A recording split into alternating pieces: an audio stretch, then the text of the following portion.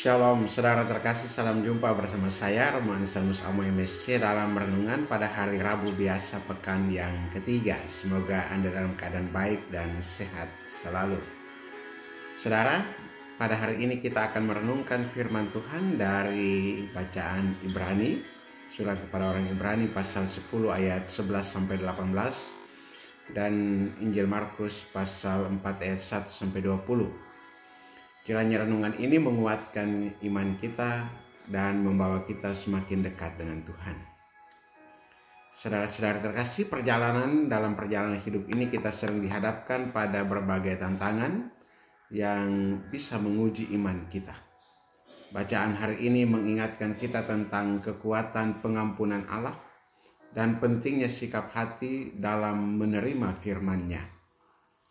Yang pertama, karya pengampunan yang sempurna dari Ibrani pasal 10 ayat 11 sampai 18. Dalam bacaan pertama, penulis surat kepada orang Ibrani menjelaskan bahwa imam-imam dalam perjanjian lama harus terus-menerus mempersembahkan korban yang tidak dapat menghapus dosa secara sempurna. Namun Yesus Kristus sebagai imam agung mempersembahkan dirinya sekali untuk selamanya demi pengampunan dosa. Karya Yesus yang membawa damai dan keselamatan yang sejati. Ia menghapus dosa kita sehingga kita tidak ada lagi persembahan dosa yang diperlukan. Pengampunan ini merupakan bukti cinta kasih Allah yang luar biasa. Pertanyaannya, apakah kita benar-benar percaya dan menerima pengampunan itu dalam hidup kita? Yang kedua, sikap hati dalam menerima firman. Dalam Injil, Yesus mengajarkan perumpamaan tentang seorang penabur. Benih yang ditaburkan melambangkan firman Tuhan, sedangkan tanah tempat benih jatuh melambangkan hati manusia. Ada 4 jenis tanah yang digambarkan. Yang pertama, tanah yang di pinggir jalan, yaitu hati yang keras sehingga firman Tuhan tidak masuk dan mudah untuk dirampas. Yang kedua, tanah berbatu, hati yang menerima firman dengan gembira tetapi tidak memiliki akar sehingga mudah goyah dan luntur oleh cobaan. Yang ketiga, tanah bersemak duri, menggambarkan hati yang dipenuhi oleh kekhawatiran dan kesenangan dunia sehingga firman terhimpit.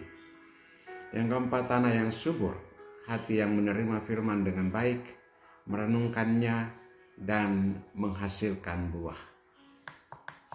Perumpamaan ini mengajak kita untuk memeriksa diri. Jenis tanah apakah hati kita? Apakah kita sudah menyediakan hati yang subur bagi firman Tuhan? Ataukah kita membiarkan dunia ini menghalangi pertumbuhannya? Saudara-saudari, bacaan hari ini mengundang kita untuk bersyukur di atas pengampunan sempurna yang diberikan Yesus. Mari kita hidup dalam damai dan sukacita karena dosa kita telah dihapus. Yang kedua, membuka hati bagi firman Tuhan dan memeliharanya dengan baik agar menghasilkan buah dalam kehidupan sehari-hari. Dan yang ketiga, menghindari segala bentuk atau segala sesuatu yang menghambat pertumbuhan firman Tuhan dalam hidup kita. Seperti kekhawatiran, godaan, dan kesenangan dunia yang berlebihan. Kita hindari itu. Saudara-saudari yang terkasih, Allah telah memberikan segala yang kita butuhkan untuk hidup dan dalam kasih dan kebenaran. Pengampunannya sempurna dan firman-Nya adalah pelita bagi hidup kita.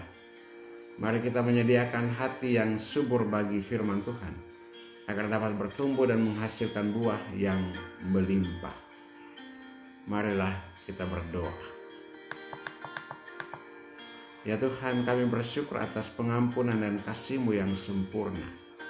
Ajarlah kami untuk membuka hati bagi firman-Mu dan memeliharanya agar hidup kami berbuah bagi kemuliaan. Jauhkanlah kami dari hal yang menghambat pertumbuhan iman kami. Amin. Terima kasih saudara telah mengikuti renungan ini. Jangan lupa untuk subscribe, like, komentar, dan juga bagikan kepada saudara-saudara kita yang membutuhkan, agar mereka juga memperoleh berkat melalui renungan ini. Berkat dan berkuasa Tuhan dan tinggal atasmu, dalam nama Bapa dan Putra dan Roh Kudus. Amin.